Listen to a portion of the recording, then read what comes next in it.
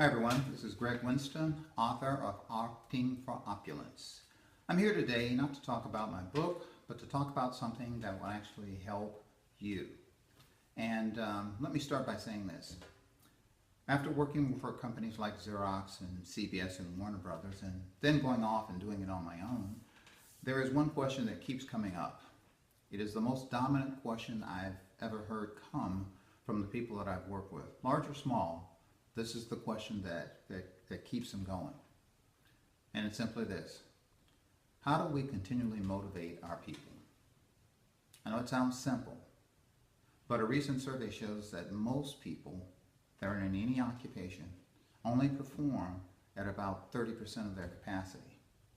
So the goal becomes how to get people to move past that average performance to record-breaking performance. Here's the secret. If you really want to motivate anyone, you have to do it based on their vision.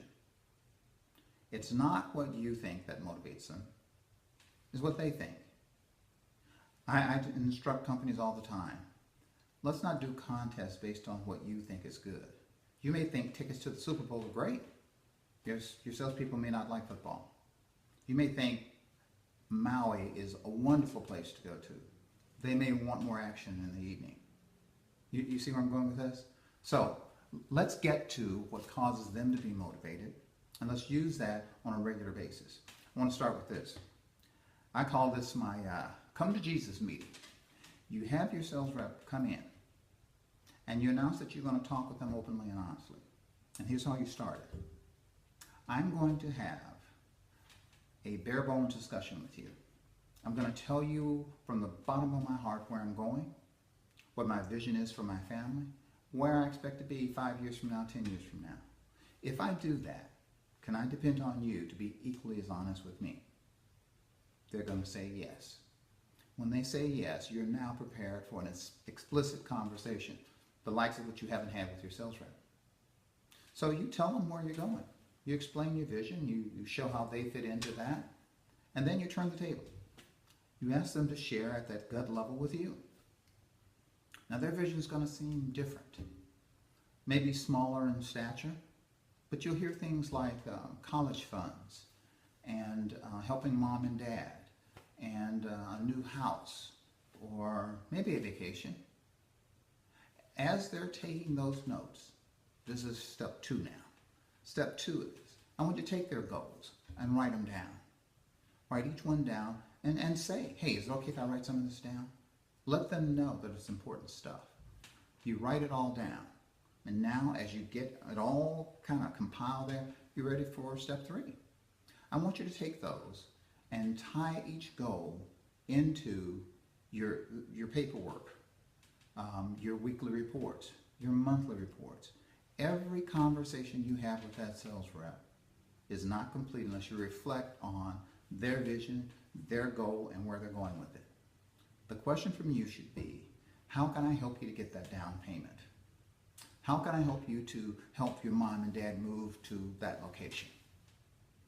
Everything about this should reek of what they're thinking, not what you're thinking. Next step, I want you to use visuals.